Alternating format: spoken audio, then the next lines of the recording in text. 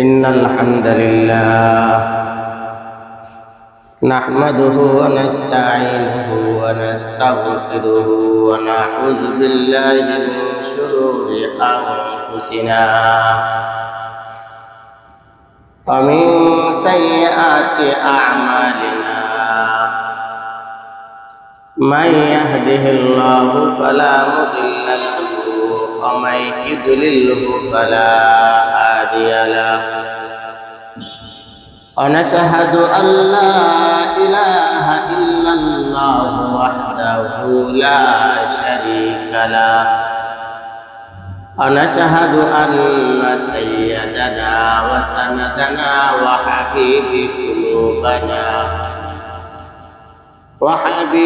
قلوبنا ومولانا محمدا عبده ورسوله أما بعد فأعوذ بالله من الشيطان الرجيم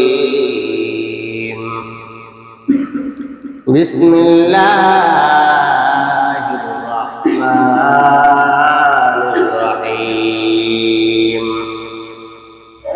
وقالوا كونوا هودا أو نصارى تهتدوا قل بل ملة إبراهيم حنيفا وما كان من المشركين وقال تعالى إن الله وملائكته يصلون على النبي يا أيها الذين آمنوا صلوا عليه وسلموا تسليما اللهم صل على محمد وعلى آل سيدنا محمد عبدك ورسولك النبي الأمي بعدد أنفس الخلائق دائما أبدا بلغ العلا بكماله كشف الدجى بجماله حسنت جميع خصاله صلوا عليه وآله سلموا يا قوم بارك صلوا على الصدر الأمين مصطفى ما جاء إلا رحمة للعالمين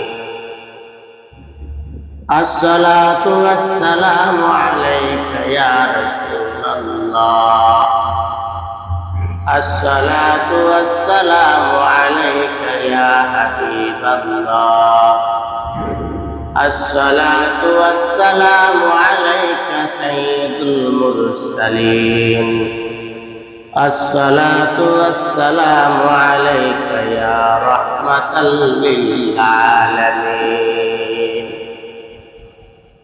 الحمد لله الله جل جلاله দরবারে শুকরিয়া যে আল্লাহ রাব্বুল আলামিন আমাকে এবং আপনাদের সকলকে মহব্বত করে ভালোবেসে আল্লাহ জাল্লা শানুর পবিত্র ঘর মসজিদের মধ্যে আসার এবং বসার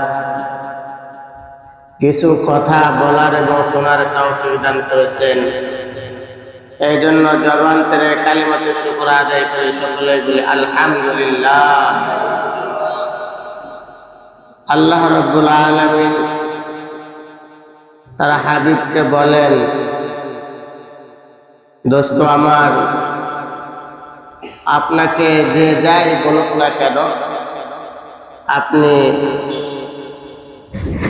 আপনার জাতির পিতা ইব্রাহিম আলাইহিস সালামের ধর্মের উপরে অটল অবিচল থাকবেন। এই কথাটা নবী আলাইহিস সালামকে আল্লাহ জাল্লা জালালুহু বলে দিয়েছেন। আর রসুলকে বলে দেওয়া মানে আমাদেরকে বলে দেওয়া। রসুলকে বলা মানে রাসূল সাল্লাল্লাহু আলাইহি ওয়াসাল্লাম যা পালন করবেন তার উম্মত প্রত্যেকটা কাজ ফলো করবে এবং পালন করবে। আজকের আলোচ্য বিষয়, আল্লাহ যা অবতীর্ণ করেছেন তা এবং সমস্ত নবীগণকে মুসলিমরা স্বীকার করে। মুসলিমরা কি স্বীকার করে? আল্লাহ যা অবতীর্ণ করেছেন এবং সমস্ত নবীগণকে মুসলিমরা স্বীকার করে নেয়। কারণ কোন মুসলমান যদি কোন নবীকে অস্বীকার করে, সে মুসলমান থাকতে পারে না। এটা হলো মুসলমানের গুণ।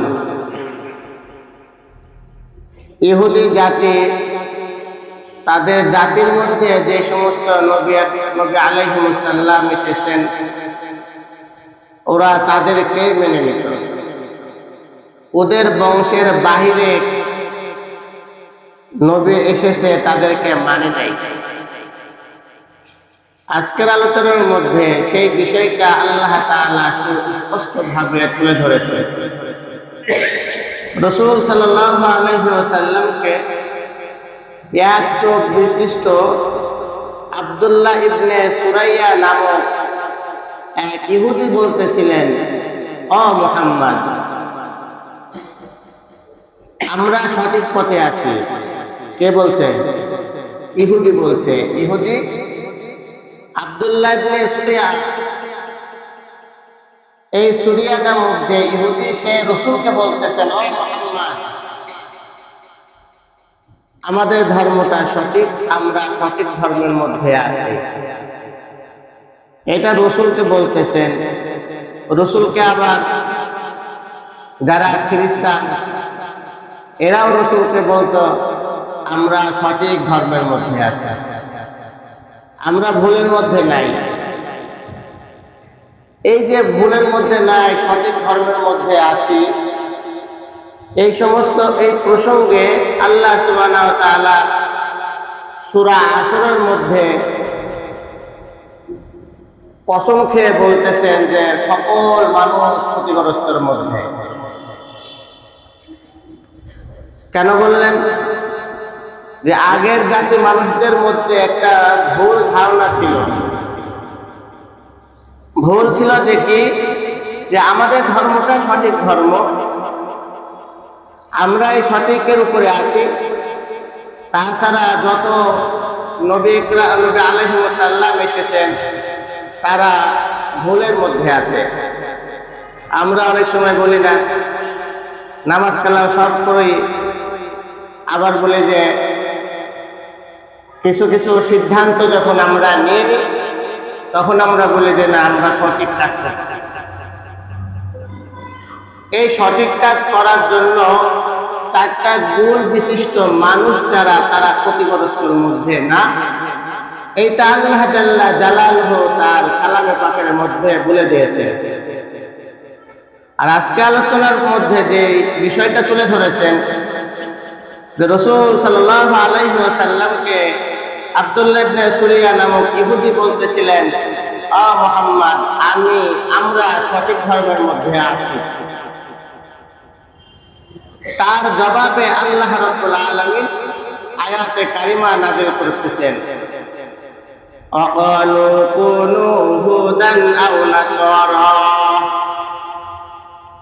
ওয়াকালু কুনু হুদান আও নাসারা তাহতাদু কুল বাল মিল্লাতা ইব্রাহিম হানিফা ওয়া মা কানা মিনাল মুশরিকিন।